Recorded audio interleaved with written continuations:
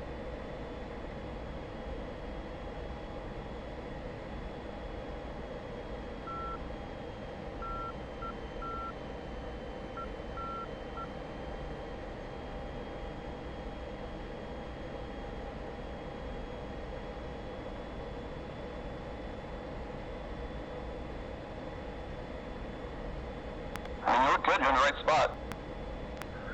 Thanks. I had to kick out a little bit to cruise. I know where everything is in the Harrier, but I don't want to be too close to you while I'm trying to remember button presses and look around. Yep. I mean, at least you're not getting sucked. That was one of the things we really struggled with our guys. You go to do something in the cockpit and they'd cut the throttle, first thing they did, and I was like, oh my god, no.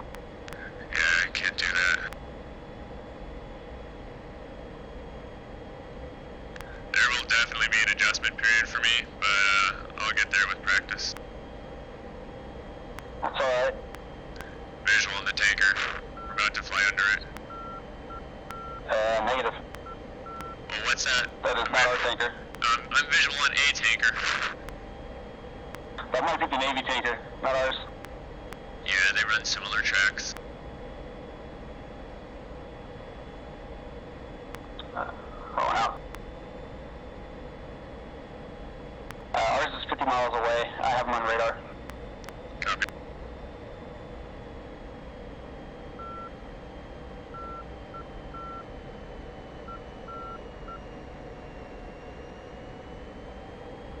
You can push 0.3, by the way.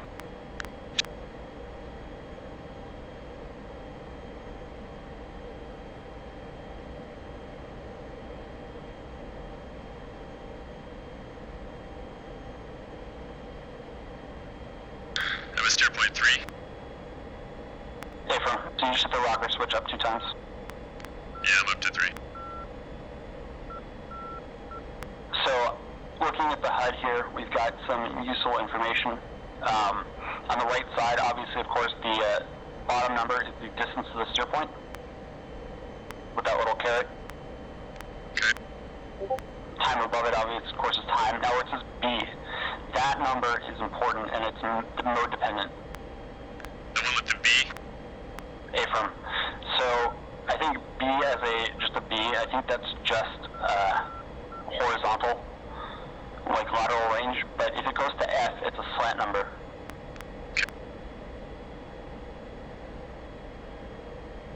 And so we really care about it in the F number, because, for either foxing or for dropping bombs, or, for lofting or whatever, that's an important number. Okay.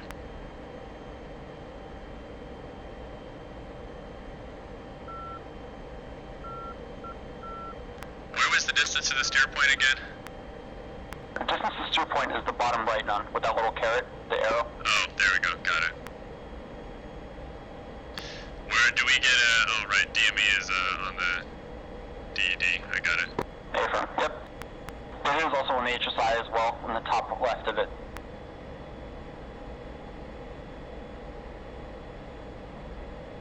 Got it.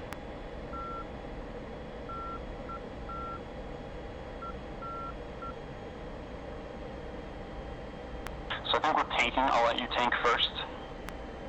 Yeah, that's really super weird that only one person could go at one time. Well, you can tank 3 times faster. Oh, that's nice. I also, will it tell you if you're complete anywhere? Is there anywhere you can see your fuel? There's a couple ways you can do that. So, by default, you can look at your fuel gauge just to the right and above the joystick. I got that. Now, another thing you can do, and this is really useful, especially at night, look right of the joystick on that little switch panel. You're looking for one that says DED data, flip it up 2 times.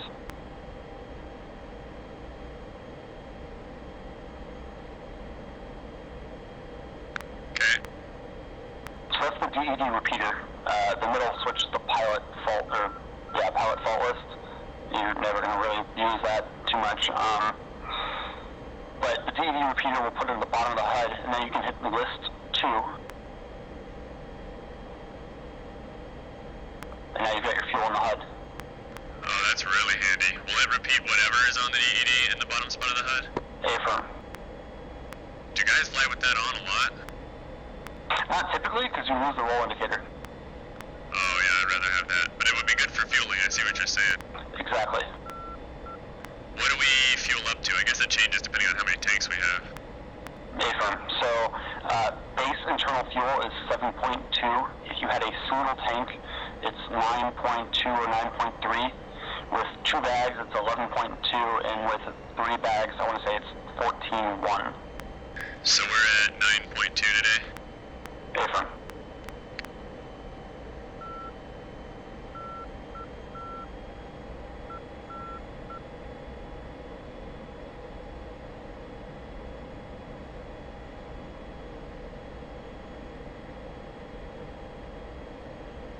Alright, coming left to intercept the tanker. Two.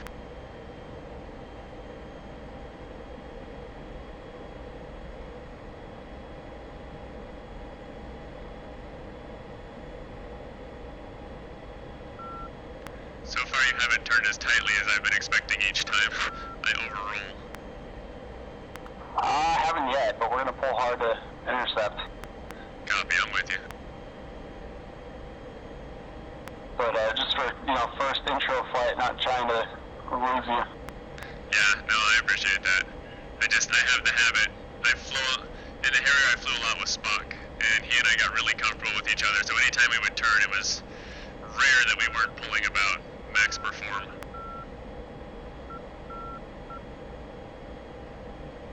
The problem with us is, I think max perform for us, we can lose all our airspeed immediately, so we have to be really careful.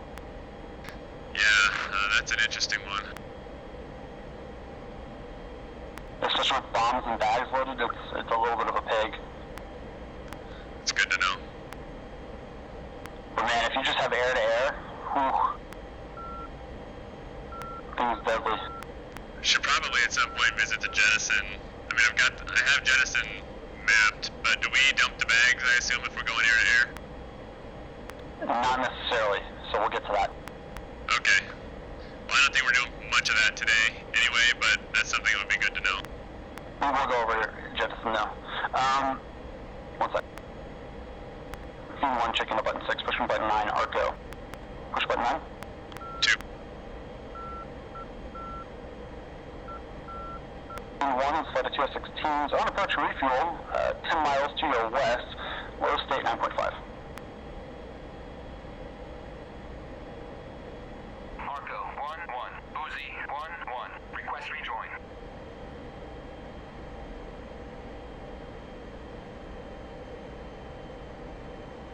Arco 1-1, Uzi 1-1, request rejoin. Arco 1-1, Uzi 1-1, request rejoin. We not picking him up? Arco 1-1, Uzi No. 1-1, Oh, there he goes. request rejoin. I don't know, he's been giving us trouble lately where he won't talk to us. Yeah, I heard someone filed it in the red phone, and I know Greco's looking into it. Yeah, it's pretty consistent, that we're not able to tank off him. I don't know what's going on. You should be able to contact him now. I tried. I'll try again.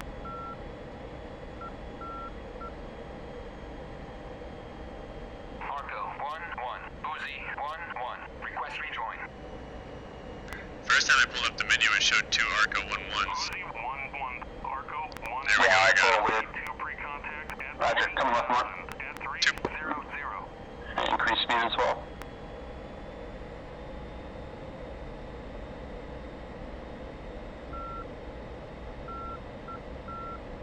Why don't you take the lead, actually? 2. Do you know what the tanker flies at? 0.7 something? Okay. Maybe 0.77, he's quick. I'm passing a beam. Roger.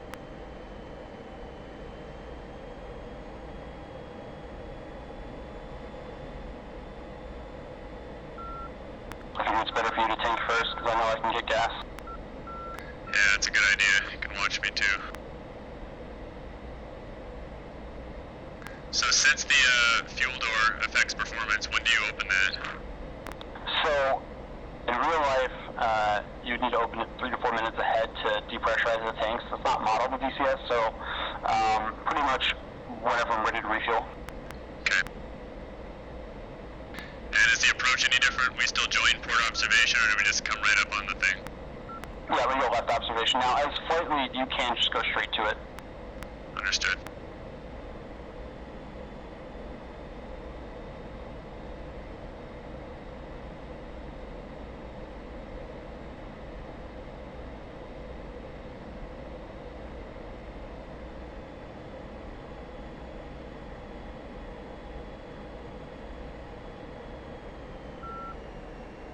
So I'm doing 3 to 7 knots and closing at 80 knots. He's maybe doing about 290, 300.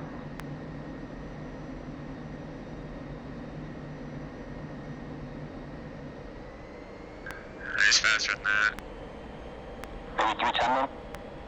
I'm at 323 and I'm not really moving, so I'd say the low threes. Yeah, it's hard to remember exactly where he is. Alright, fuel door open.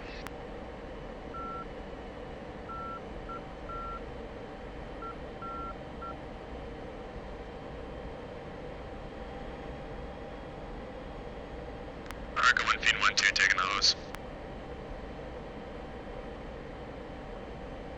To be honest, what I usually do is I just lock him up and I look at the closure rate in the hub. Yeah, that's a good idea. In real life, you're supposed to actually turn your radar off so you don't irradiate the crew. Yeah, I know. And we actually have it in our SOP to turn the radar off. I don't think any of us do it though. I just put it in there because Metal wanted it in there. Banked a little credit with him, but I don't think anybody turns radar off.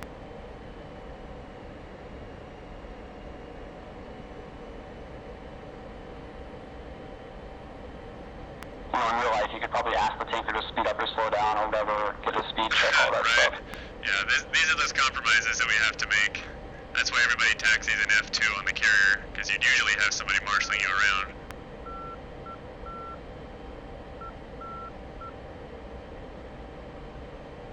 How close do I have to be for pre-contact? You should be about good there. Ready, pre-contact. Cleared contact. Now, I gotta left get the hang side- of these damn lights. Yeah, so left side is up and down, right side is forward back. Okay. One of the tips I like to use is, as I come in, I try to keep the boom just off my left shoulder, and I slide into the center. So I usually keep it almost eye level, or just above my head.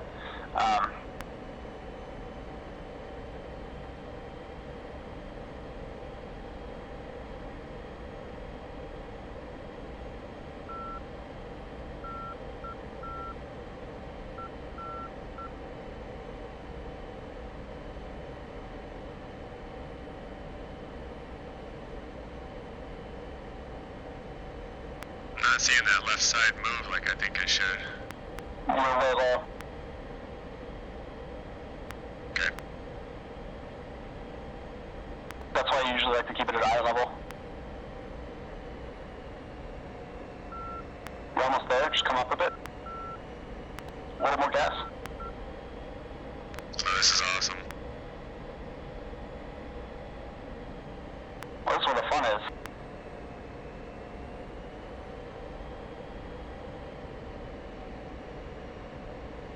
So you need to come forward, give it a more power, and come up again. There you go. Now you're about right altitude-wise.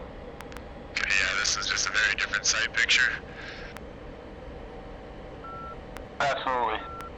So my tip to you when you get connected is, instead of watching the lights so much, just watch the tanker itself.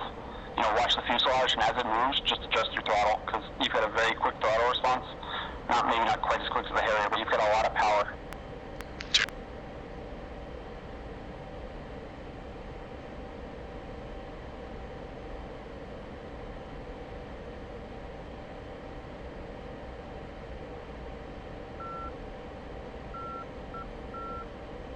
Contact. You're taking fuel.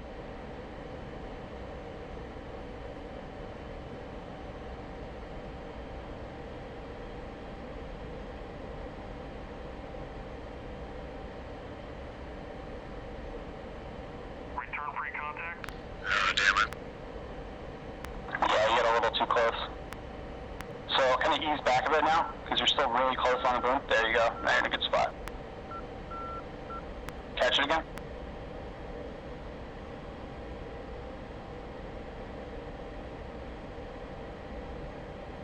Contact.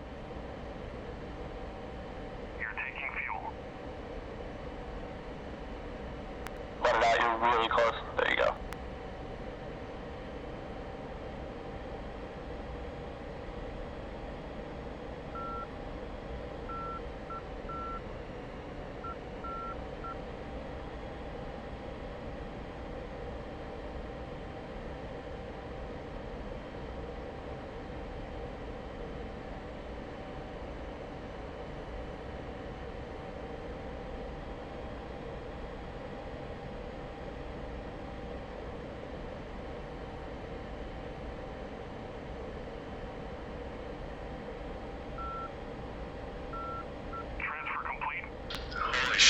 was intense. Nice shot. Nice 812 shot. joining starboard. So the only thing now is, let's say I only told you to get 8,000 pounds. Okay. You would hit the missile step button, and that would do the AO refueling disconnect, and it would tell you, you'd say transfer complete at that point. Missile step would do that? Affirm. Okay.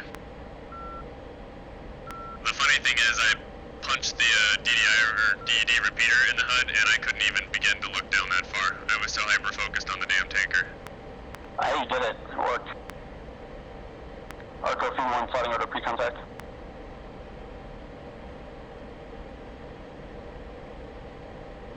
I feel like that would have been a 2, 3 at best in training. That would have been a 4. You're too nice. No, you only had one disconnect. If one disconnect and it was a quick reconnect for us, that's a pretty fucking good for training. I think one of the guys I had to sit here for, oh shit, it didn't. Ready, pre-contact. Yeah, clear you? Cleared contact. Yeah, he did. So the first time, not the first time, one of the trainees, we sat there for 35, 45 minutes in the air flying the racetrack while he was trying to tank. Oh boy, that's tough. Yeah, it was brutal. I was getting frustrated.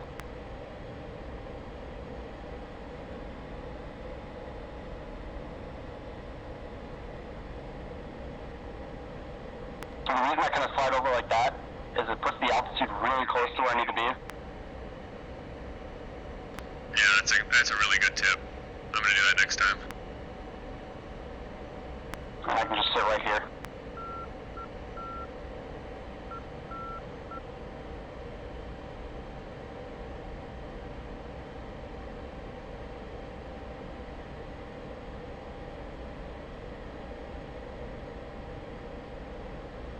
Just go ahead and turn off that DED repeater now. Sure.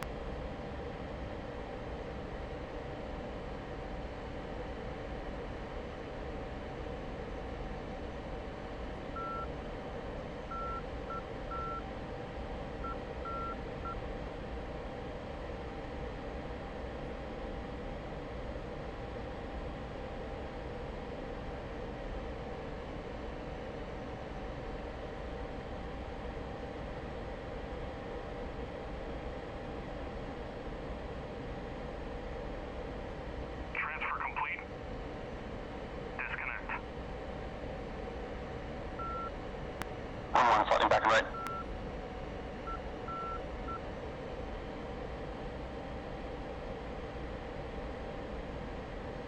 Are you moving to the outside of me? Altitude. Affirm.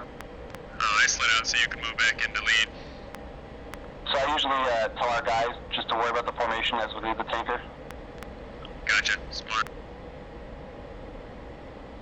That way there's no mid-air accidents or whatever, people crashing into each other, just stay in your spot.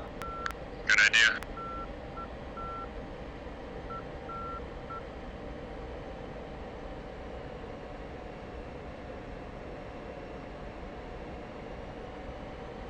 I'll pass you on the right. Two.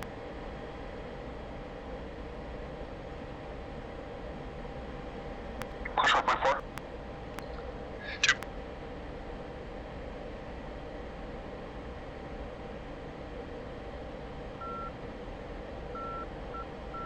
Actually, say push 1.3. I screwed up. Go Theme 1 leaving your airspace to the northwest. Last call. Alright, one's coming up and left.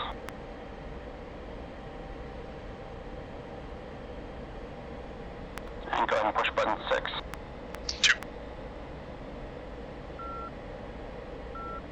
P1 checking in on button 6 out of Arco, headed to the west range.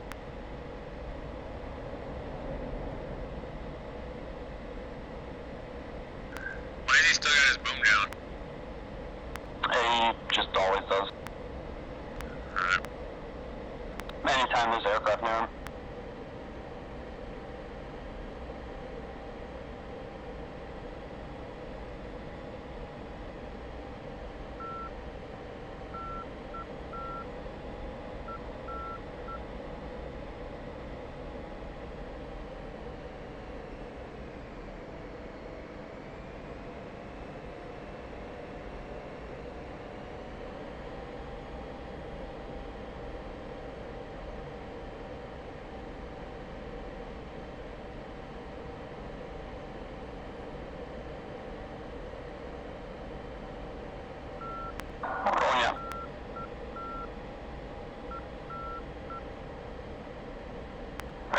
fence in a little bit early. We'll go over what the spread looks like for the Viper.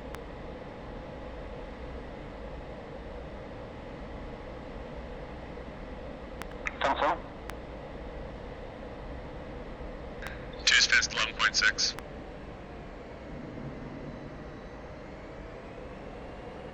Roger, yes, they're coming up 3194 Yankee. Say again for tech in. 3194 Yankee. 94 Yankee for 2, roger.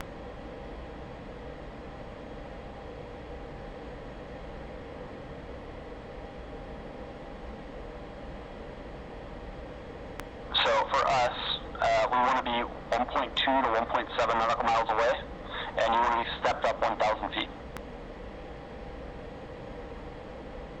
So This is the only combat spread, right? You don't separate defensive, offensive.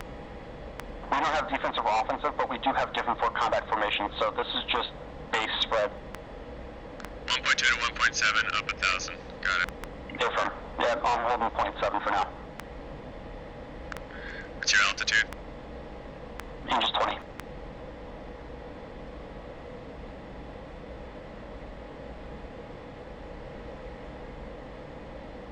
And what's your heading? 325.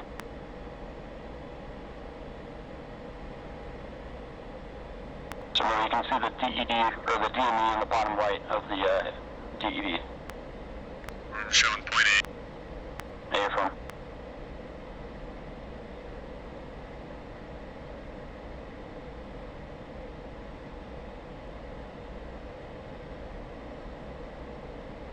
So I do think that the 1.2, 1.7 is actually wrong. I wanted to talk to you and Greco about it. Sure, you can find something that shows that it should be something else, and we'll change it to something else. So the manual says 6,000 to 9,000 feet, or something like that, which with regular miles is 1.2 to 1.7, but since this is nautical miles, it should be 1.0 to 1.5. That's a little more consistent with what the Navy does, too. 1.7 is a long way if you're not in an F-35. Affirm. So I think it's actually a little off, and I wanted to talk to you guys and Mouse about getting it changed to correct values. Yeah, we can do that. I just went with Greco on it. He did all the research for the Air Force, and I had nothing to challenge him with it, so that's fine. Say heading again. Heading 325, Mach 0.7. Copy, I'm out in front of you. Did you get a Mach number in the HUD? Affirm. So right beneath where it says arm, that's your Mach. Say again, where's the Mach?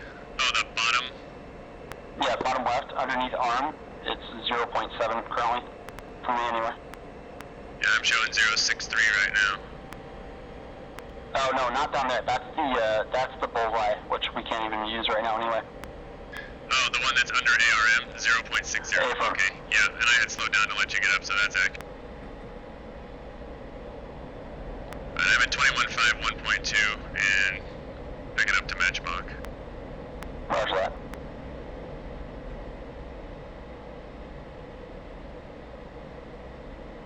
So that's about what combat spread would look like for us.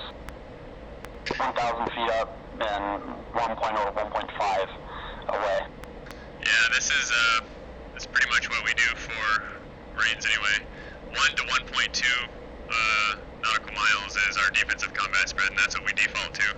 We almost never do the 1.2 to 1.5 offensive. That's more of a Tomcat thing. So yeah, we don't really have a difference, so it's really up to, the wingman to where he wants to be. We are going to work with introducing different formations with them though, like offset box, other things that we can do. Yeah, and I need to get together with you so we can set up some reference knee boards, because that's really handy to have in the jet. If you call a formation they can't remember, having the ability to pop up a picture and reference all the information is going to be hugely helpful. Yeah, anytime you have time, let me know, because I've got all the documents with the pictures and explanations for them. Perfect. Okay, we'll set that up. Go ahead and go trail. 2.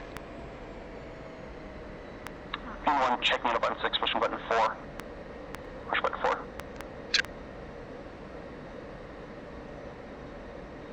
The west range at Angels 20. Do you have a default spacing for trail? half mile to 1 mile.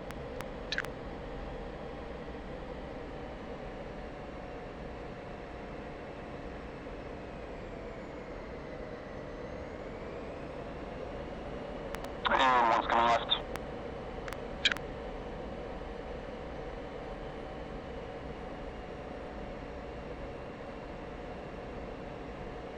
Go ahead and push your point 5.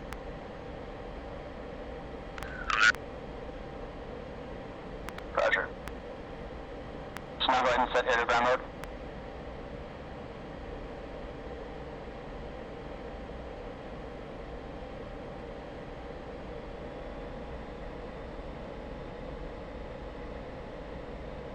And then go ahead and set CCRP, which you can just do with missile step. You just hit it 2 times, so it'll go from CCRP to strafe to CCRP.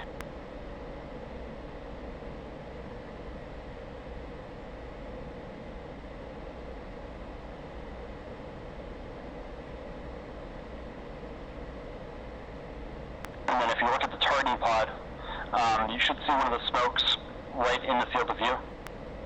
I'm still trying to get into CCRP. Every time I hit missile step, it just rearranges the targeting pod. Yes, it will. So look at the HUD. Okay.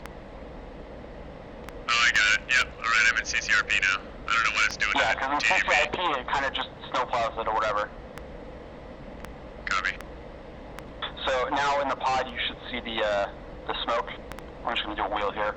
Yeah, I got it. Yeah, so now you should be able to move it if you just hit TMS right. That'll put you in area track. Does that MFD have to be soy? Affirm.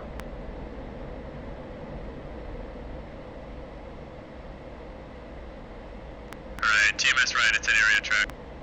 Right, now you should be able to slew it. If you zoom in, there's a little bunker just north of that smoke.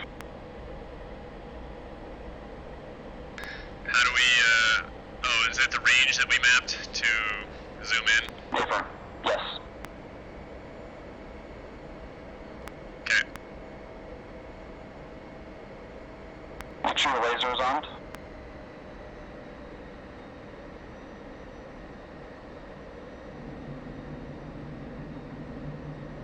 So that's a switch above the master arm. Yeah, laser's armed. Affirm. So now, underneath master arm, you've got a pitch alt hold. Just flick that up. That's your altitude hold for autopilot. I am still trying. I think I did something to the targeting pod. I can't get it to slew anymore, so I must have put it in a different mode or something. Does it say INR area?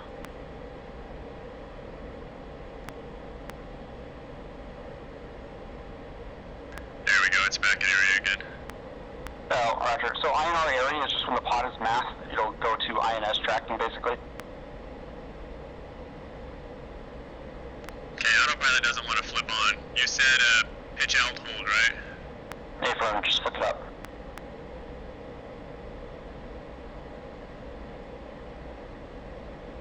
It's not coming on. Keeps flicking back down. Let me try with the mount.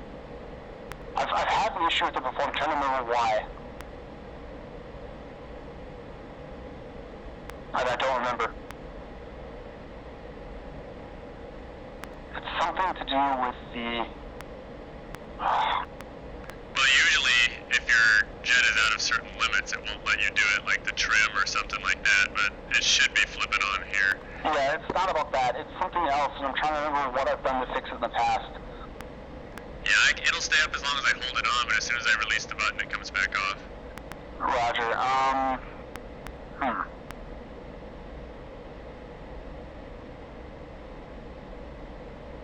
Go ahead and toggle left, just in case it's anything to do with that.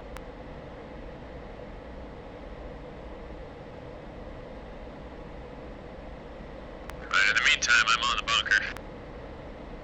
Roger that. 2 cleared in. Do I need to select the actually, scores? No, but we do need to do something first. So hit list 05. List 05? Affirm. Alright, TGP code, okay. 1712.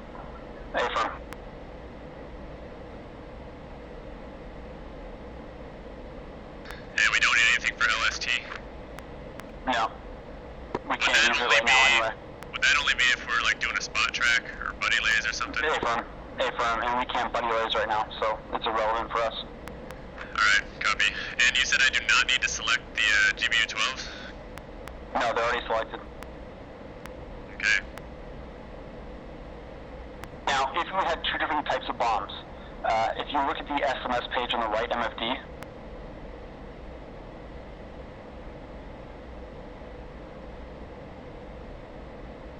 Yeah. where it says forward GB12, let's say you had 0 bombs of those left. You would click that button and it would select the next bomb. Copy. Obviously, where it says 1 SGL, that's just a sequential drop. If you select it again, it'll go pair. Obviously, we're not going to do that right now. You've got your ripple quantity down below. The 10 feet, that's the spacing of your drop. So, let's say you dropped in pairs, it would space them out in 10 feet, distance. Sorry, if you ripple them. Where is the screen where we're seeing all that? The SMS on the right, MFD. I've got SMS up. I see ready for GBU-12s, and the left side is CCIP, CCRP, all that stuff. Oh, okay, so you must have clicked on, so click on CCRP again. Oh, I got it. Okay, now everything's popping up. So I'm looking at profile 1 single 10-foot interval, ripple 1, so the interval and ripple doesn't really matter. Not for this. But if you wanted to, the interval would basically do, it would drop the next bomb 10 feet apart. Yeah, copy. By the way, I'm 5.5 miles behind you. I'm across the circle. I'm still visual, but trail kind of fell apart. Roger, that's okay. When we're in the wheel, it doesn't really matter anyway. Our goal is more to have eyes on the target than it is to worry about the proper spacing. Understood. In a 2-ship, this is probably appropriate wheel anyway. A-firm. So, you're clued in on the, as soon as do we need to have a laser fire mapped? I'm not sure I've got that. How do we fire the laser? it's just gun stage first D10. You can do second D10 too. And that won't fire guns? No, not in air ground when you've got CCRP selected. Okay. You can test it right now. If you look at the HUD, it'll flash L. Hey, I've got fuel flashing on my HUD, but I'm showing 10,200 pounds. That's why you couldn't do autopilot. You never closed the refuel door. I must have had that mapped weird because I heard it close when I flipped it down. Yeah, that's it though. You've got trapped fuel. So if your fuel flashes like that, you've got a trapped fuel situation. Now your autopilot should work. Alright, it's on now, and we're flipping that up, right, for pitch out hold? A-firm. Alright, I'm on. Seems to be holding. So once you get back into where the pod can see it, if you hold the trigger, either first or second stage, doesn't matter, you should see the L flash in the HUD, and at the bottom of the pod, you should see a laser code flash as well.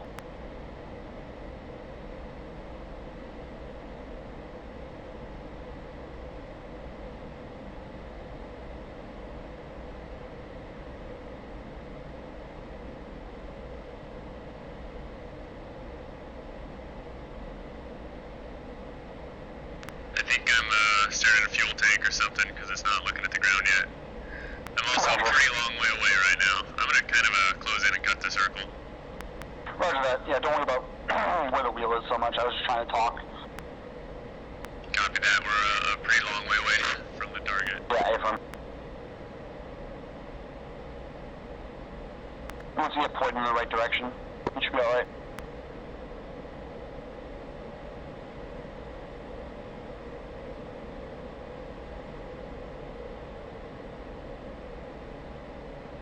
Alright, there it is again. And yes, so I have to hold it all the way down. It's not a toggle. It's only firing while I'm on. A-firm. Right, am I cleared in to make a drop? A-firm. 2 cleared.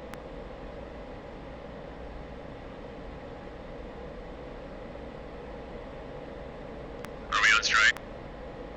Yeah, A-firm. Button 4 strike for this range. Need 1-2 in from the north.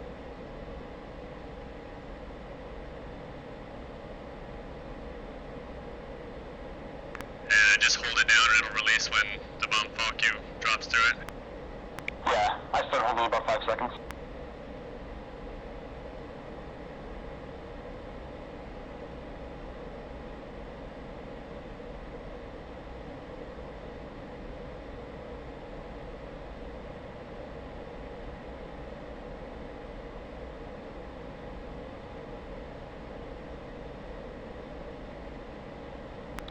it usually is about 15 seconds before impact. And you just start holding it when the thing starts dropping, pretty much, right? So you've got a timer in the bottom right of the HUD. Yep. That's your time to target.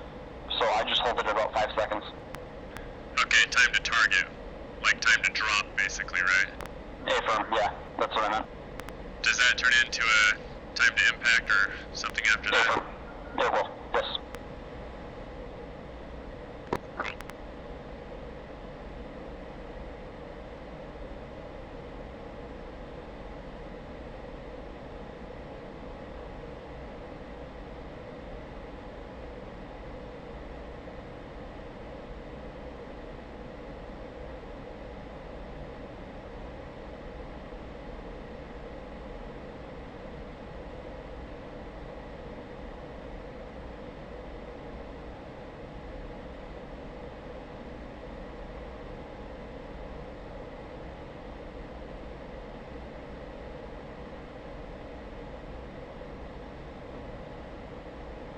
Feed 1-2 pickle off to the west. Lays around 15 seconds. Affirm.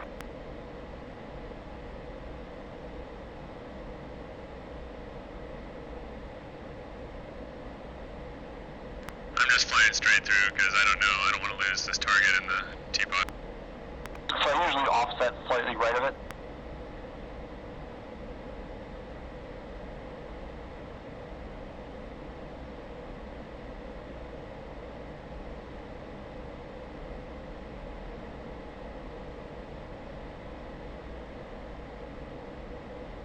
How to look on your screen?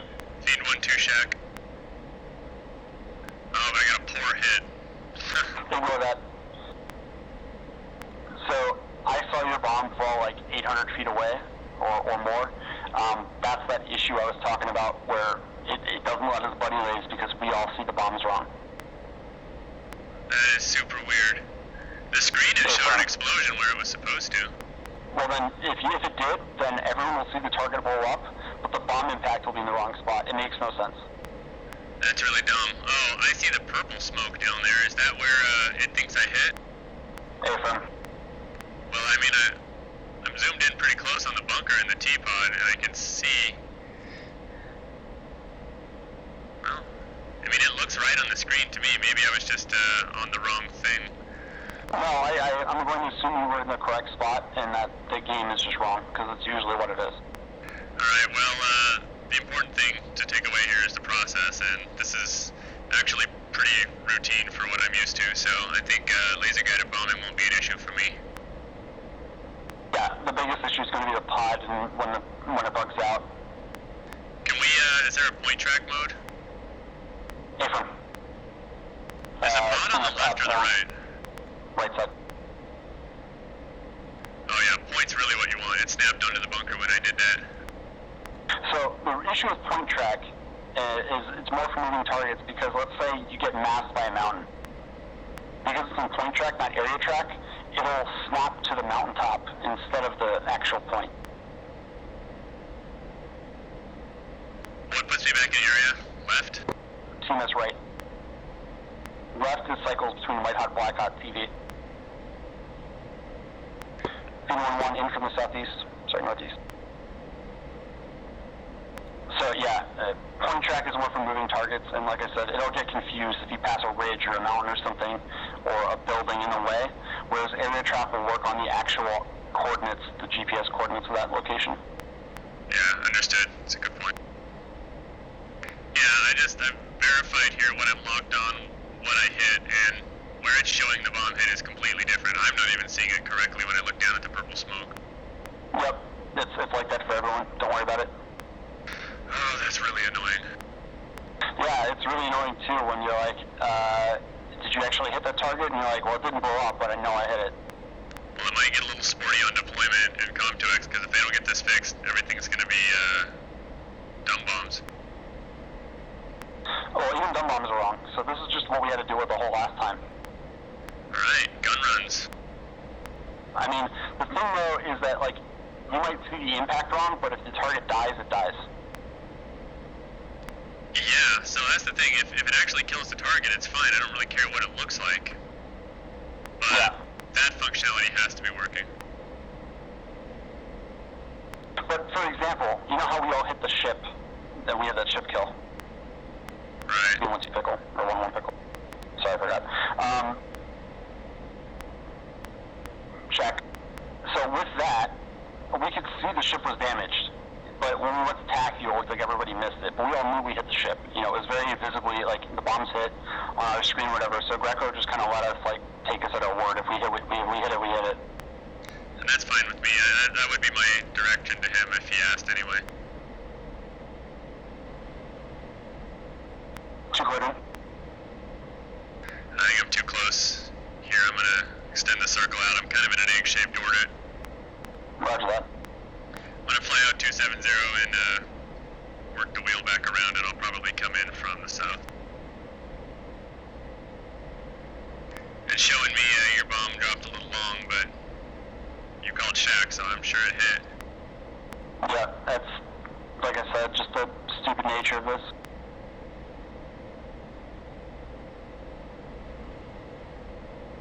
I wonder how far out I have to be at this altitude in order not to be too close. Pretty good ways. Yeah, that's what I'm afraid of.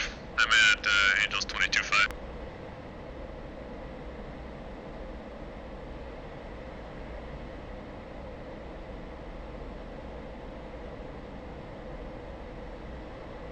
Maybe after we drop this, we could CCIP the next two in, just so we can practice Sounds each good. mode. Sounds good.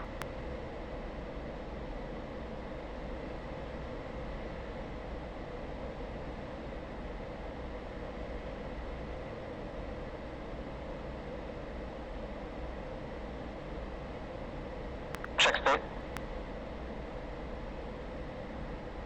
Tuesday 9.0. Roger.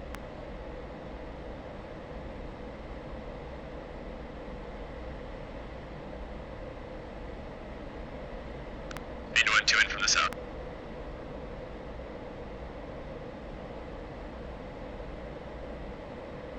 I think I've asked this before. Which side is our teapot on the jet? Right side.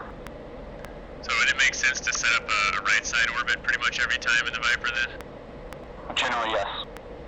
Okay. Alright, 20 seconds to go, so that's probably about the maximum. Or minimum distance, rather. I should be at. Yeah.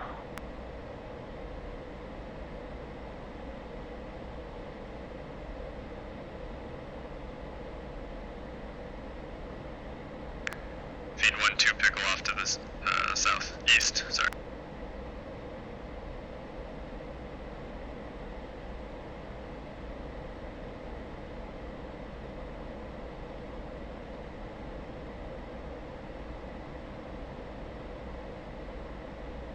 Feed 1-1 in from the southeast.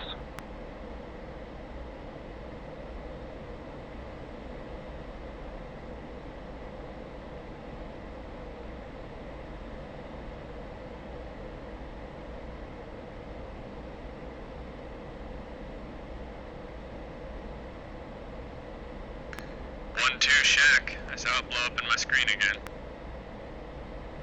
Another shitty hit in another county. Yeah, that's why we never ignore what that thing says. It's so frustrating. And I've been like pestering ED about this issue for months and they haven't fixed it yet. Well, they're gonna have to get on this right away because it renders the TGP and all the GBUs useless. I know. It also renders buddy lasing useless, so you can't have someone down low to guide your bombs in because where the fuck are your bombs actually going? Yeah, that's dumb. You can actually buddy laze in a jet too. If you only had one guy with a teapot, someone else can come in and drop all the GBUs, you know, a heavier load. Yeah, absolutely. Or if we're at bad weather, because we don't have standoff capability right now, we could have one guy just sit down low with a pod. Yeah, 100%, exactly.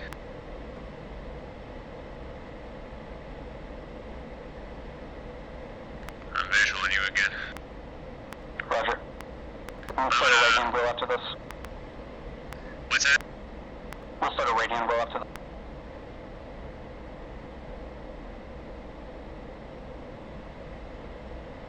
Feeding 1 pickle off to the north. You should have me at about 11 o'clock. Affirm.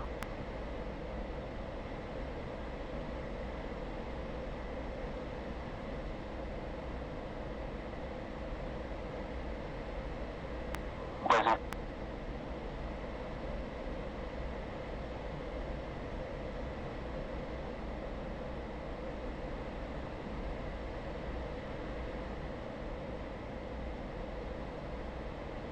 We have a G meter in the HUD. Check. Say again? Oh, G meter, yes, top left. Got it. Just above the speed tape. That's it. And then, if you look at where it says CCRP, I just flipped into CCIP. Roger, same location. That number right above it to the left, that is your max G pulled so far. Oh, no way. It's showing 2.9. Yeah, affirm. Wow. Yeah, even potential with the jet so far. By the time we leave the boat and we climb out in the Harrier, I will have hit like 4 or 5. I mean, most flights I'm hitting 9 at some point, so we get there. But not so much on the climb or anything. Unless we do the fun climb we've been doing. Cool. 2 cleared in. For CCIP? Yeah, firm. So just one quick thing. You know how you were talking about like the beer can or the fist or whatever? Same rule applies as far as the offset, but also we like to use the nuts on the canopy rail. So I usually use the third nut as like a 30 to 35 degree marker. Third nut back from the front. Yeah, from the front. Copy that. Let me get beam the target so I can get a good roll in. Roger. And I will be getting 1 off the rail this time.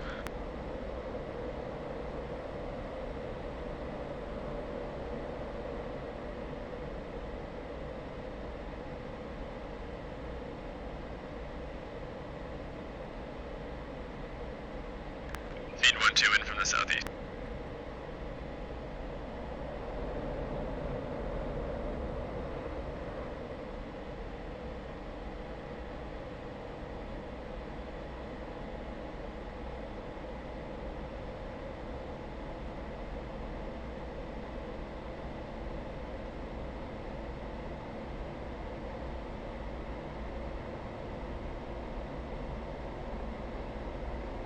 Feed 1-2 pickle off to the northwest. And normally I would be popping countermeasures, but I'm skipping that step today. Roger that. How long?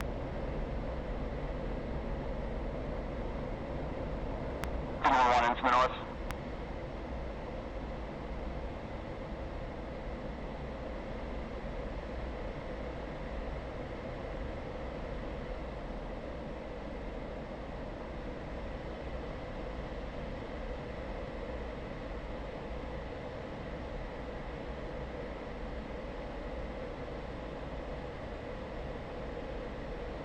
How many G's did you hit on the pullout? 5-6. Yeah, that's more like it.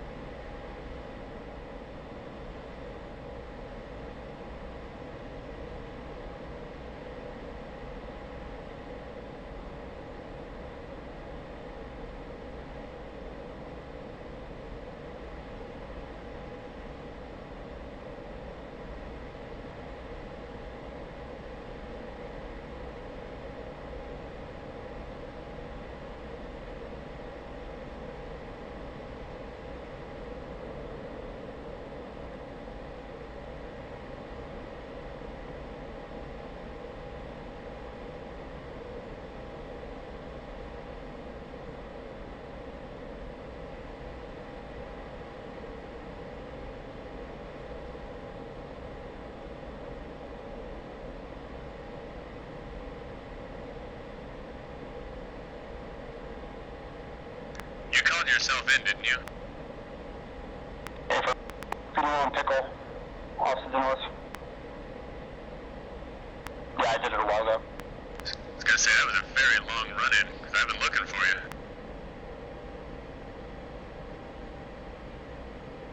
Oh, mark that one as good.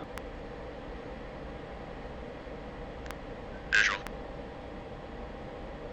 2 cleared in.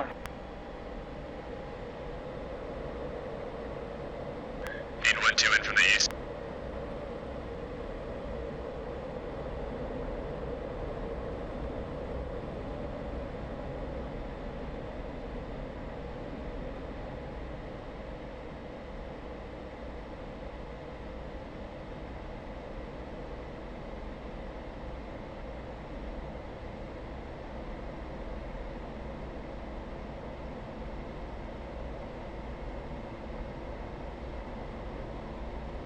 Need 1-2 pickle off to the west.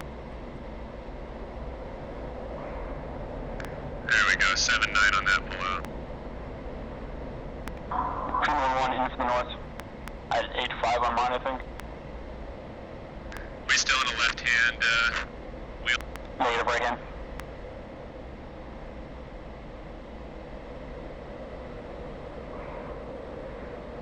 Two rolling through 300. Roger that.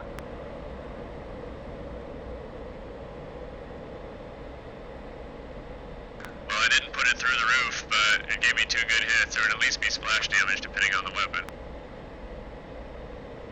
It probably did actually hit it though. It just doesn't look like it because DCS is stupid. For a first pass, I'm satisfied. I'm more into a fine-tuning mode than figuring it out mode right now, which is really all I wanted. 211 pickle off to the north. Like I said, you actually probably did hit it. Just, you know, the game doesn't think you did, but if you hit it, the target would blow up. I make a 3 o'clock high and a right-hand turn. Visual.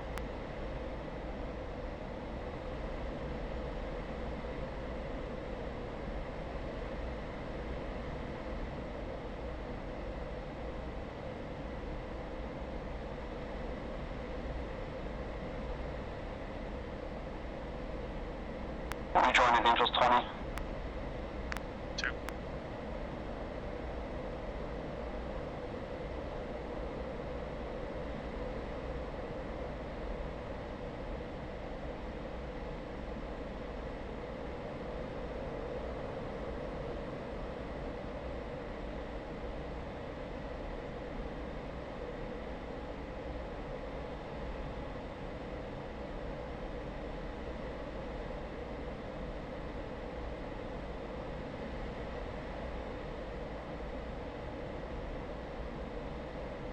Go ahead and go to nav mode.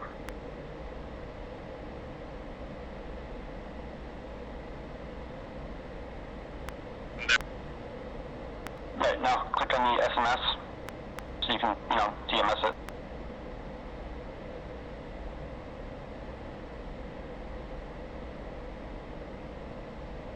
Did you say click on SMS?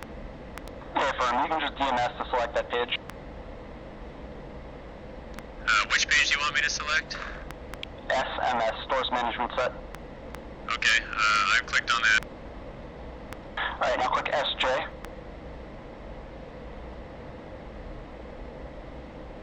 Alright. So the emergency jet will jet all air to ground and your tanks. So let's say you only want to drop certain things. You do it on this menu here.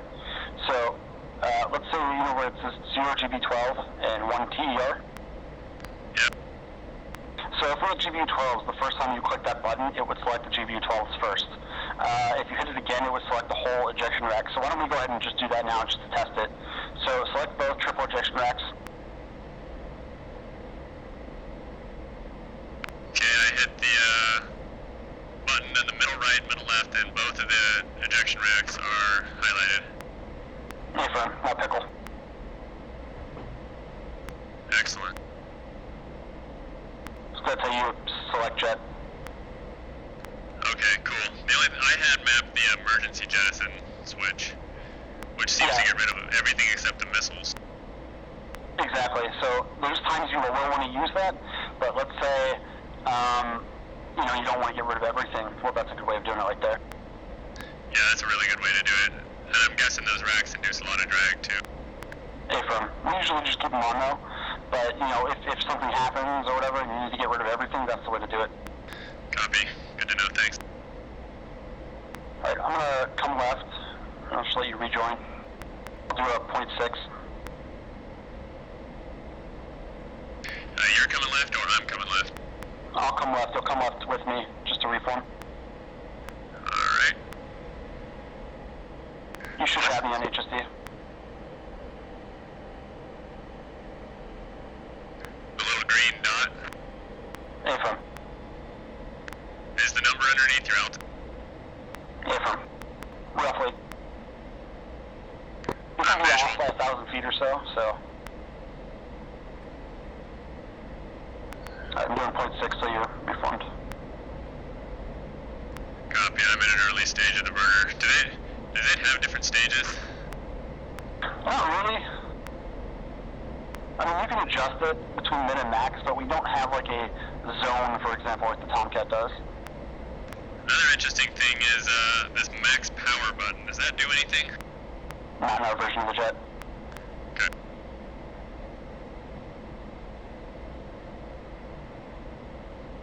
It's one of the earlier engine ones, I think. Right, if we're leaving, let's check out of the range. Yeah, I was about to do that once we just crossed the little ridge up ahead. Is this, which range is this? This is definitely not the This one is that we West had Range. last year. Okay.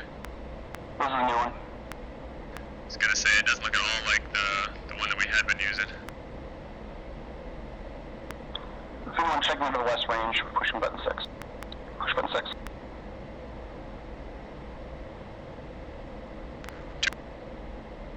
If you want to flight of F-16s, checking out of the West Range and en route to Hassel.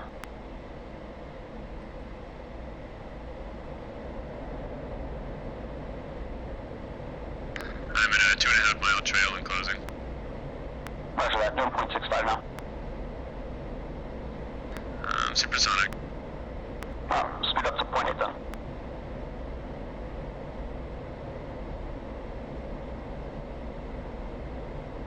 And push 2.6.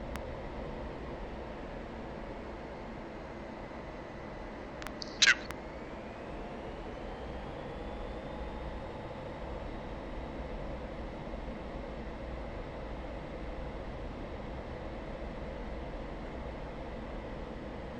Let's go ahead and fence out.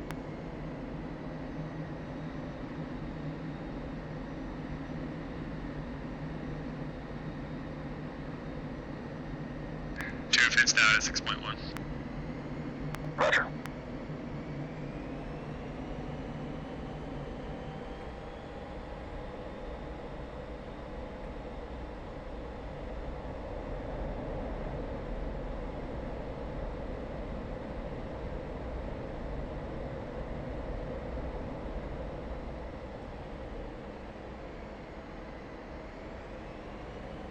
Go ahead and push tack into 12 X-ray.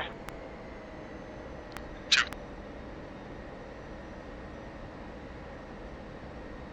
And course line 277.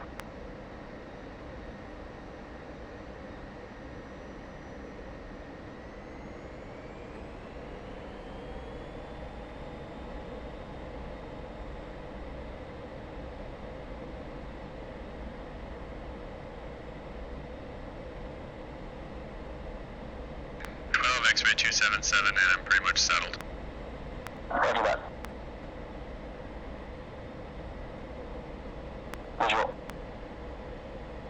So this is where it gets interesting for us, because 250 in the Viper is not a good place to be. It feels a lot slower than 250. Yeah, exactly. We're like fighting to stay in the air at 250. Well, at 250 in the Viper, even clean, you start to notice an AOA adjustment, which is unusual. Yep. So the reason for that is because it's a very inherently unstable jet. It's So the designed to center of fly gravity fast. is way, yeah. Center of gravity is way aft. It's one thing people don't realize about fighters is they're not designed to be stable. They're fast and maneuverable as an inherent quality of being unstable. Exactly.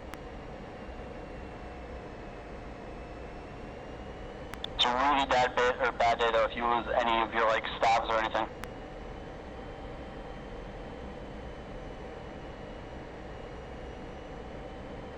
Pretty much just eject at that point.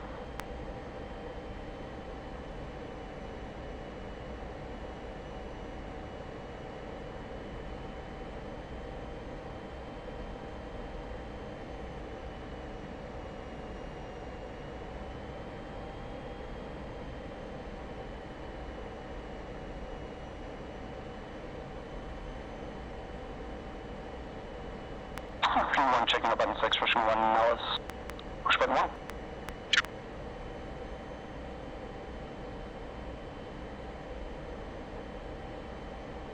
F-16 flight of 216 is checking in, or Nellis traffic, F-16 flight of 216 checking in 40 miles to the west, inbound for 3 left.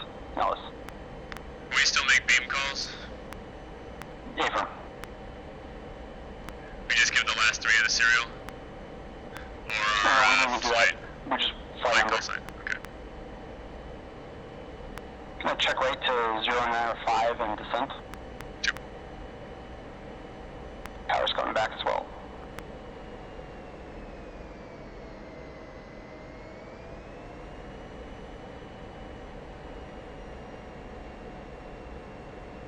Going idle.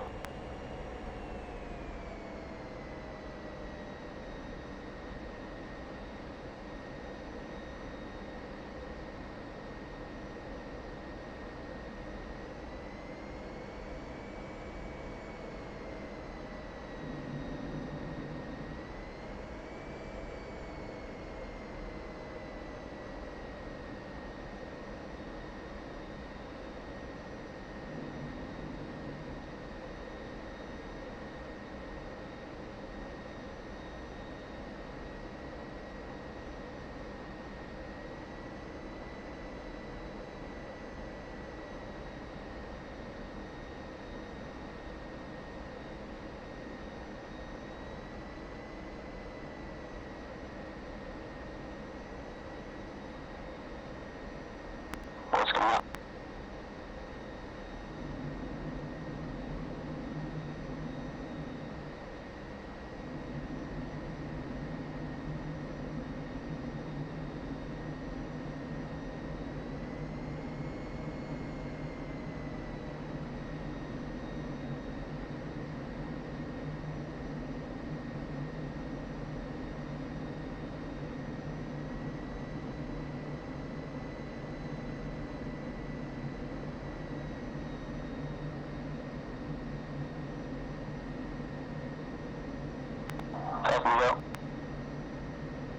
Say again? 1,000 low, 500. Nose coming up. Copy.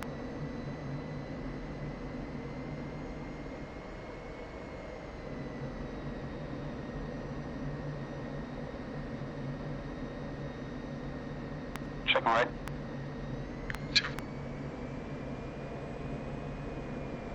What's coming in?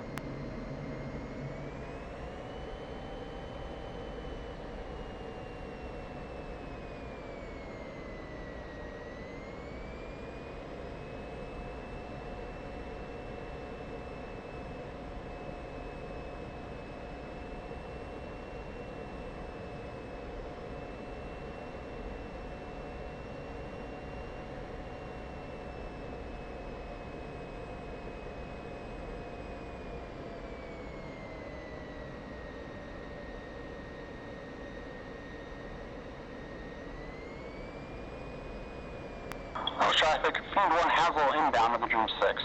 Nellis. Set course to 210. Should be Sin City visual. Oops, yeah, screw that up. Alright.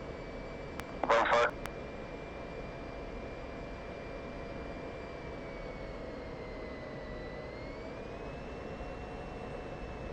Set course to 210. Two.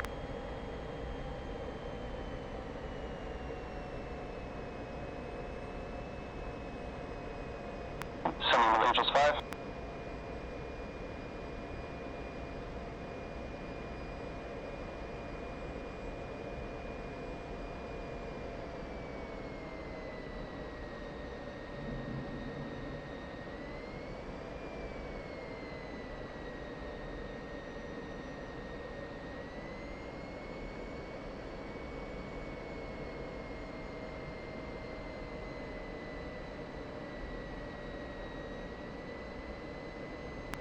looking at roughly 3,300 AGL for the pattern altitude.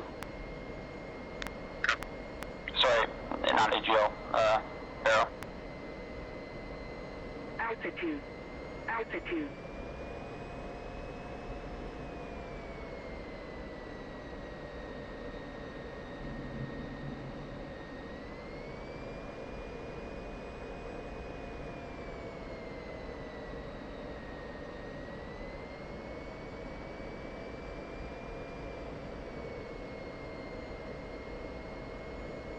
It's going to be a fairly sharp right turn.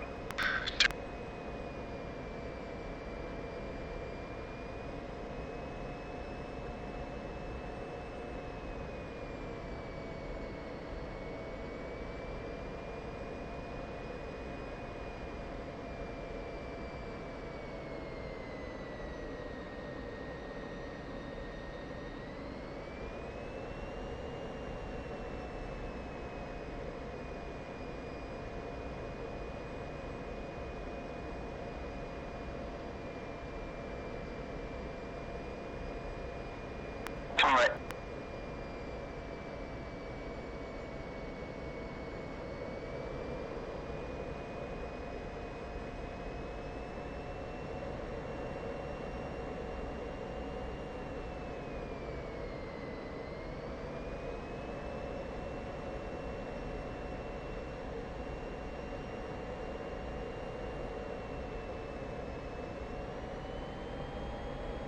And comes up to 70.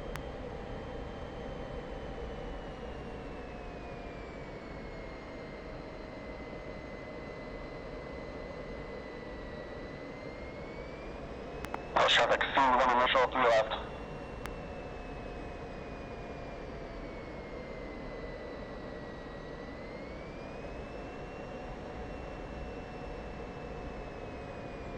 Speed's coming up.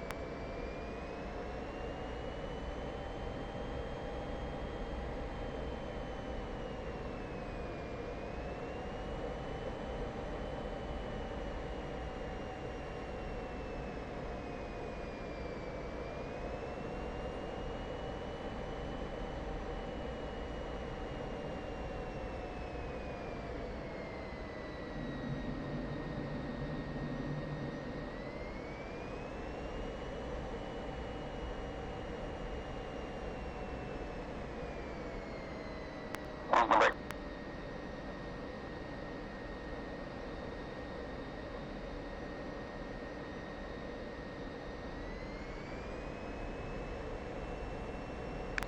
Choosing the brake.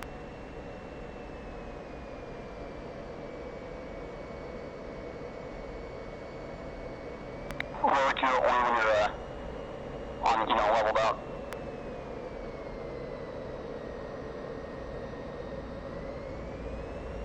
And the footboard soon. Nellis traffic, field 1, warm, beam 3 down locked, full stop, 3 left, Nellis. I'm leveled out on downwind. Roger, go ahead and deploy your gear. Gear down, boards out.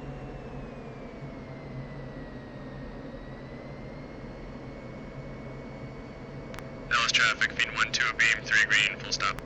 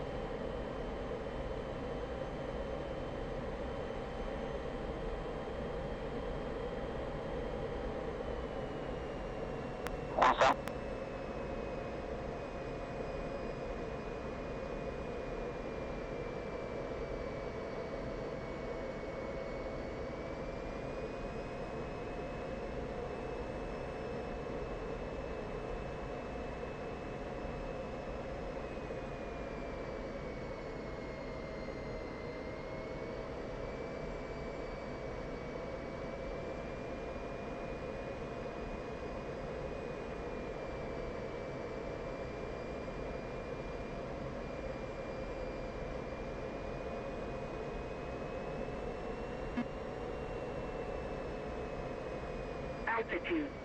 Altitude. Altitude. Taxi to parking area.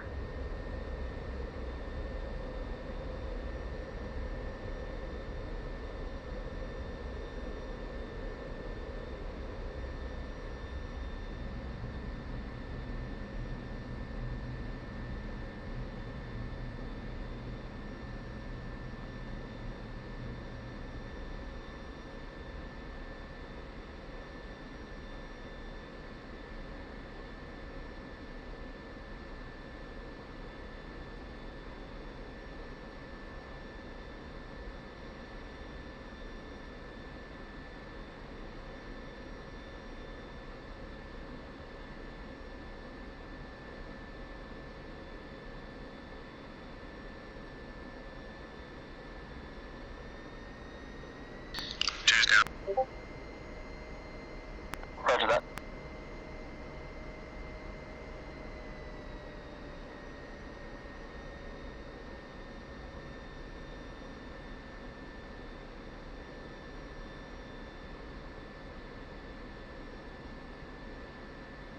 Uzi 1-1. Taxi to parking area. Nose traffic, scene 1, clear 3 left, taxi to parking. Nose. I should have remembered where I parked. I think I'm 2 rows in front of you. Yeah, the first one out of the overhang. That sounds about right. I'm surprised you didn't give yourself a covered hangar. I just picked whatever jet was available, which is a pretty small number in 36. I mean, the 7th Air Force jet's still available, too. Yeah, I'm gonna have to get a whole lot better in this before I step into a pretty jet. Happy to just be one of the guys for now. That was a good flight, though. For a first flight, I feel like it's good, but there was a lot of information I'm gonna have to do some practice in. Absolutely, but, I mean, you did everything pretty well. I need to work on formation. I'm still struggling with this stick. It's like I don't know exactly how I want to have the jet trimmed up. I don't know if I want to have it trimmed nose down and just keep some back pressure on it or vice versa. So I gotta work with this a little bit. Yeah, that's giving me personal preferences for the trimming. Personally, I tend not to use any trim on it for pitch. Because I've got to throw so long on the jet, if I have to go across the center, to actually put nose down, then it's a long way to go. So I think I'll get calibrated to it. It's just, it's gonna take some practice to figure out how that's supposed to feel. Yeah, I have no throw. Totally different. I have the extension too. I can't even move my stick.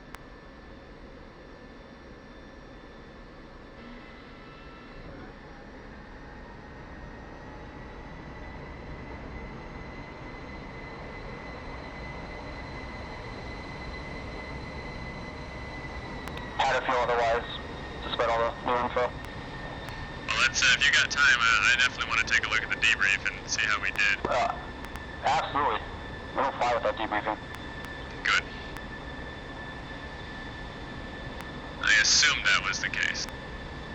Well, I explicitly told my guys that they must, if they're going to fly, they must be around for debrief, even if they crash.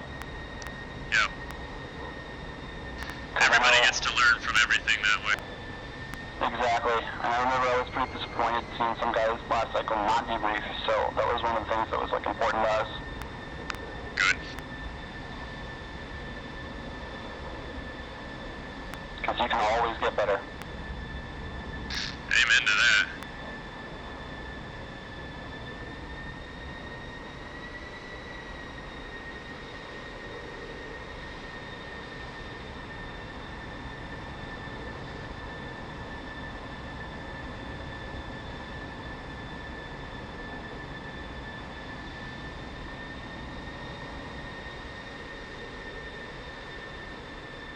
Do you remember how many rows in front of you I was? Was I the second or the third row?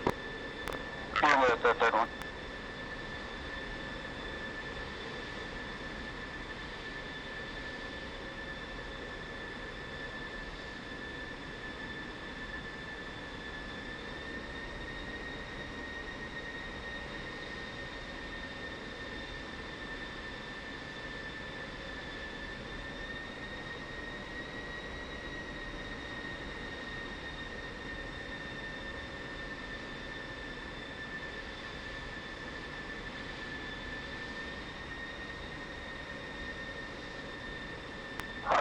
shut down, I'll see you in debrief.